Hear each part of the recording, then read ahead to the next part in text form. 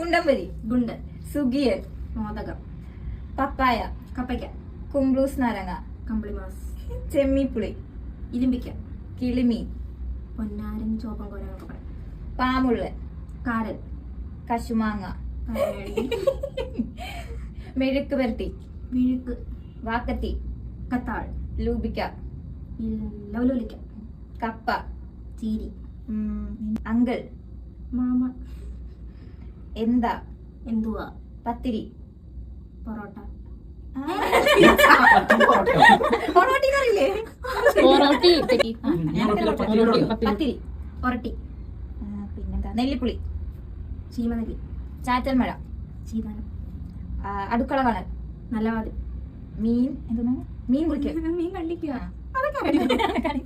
അത്രയേ ഉള്ളൂ.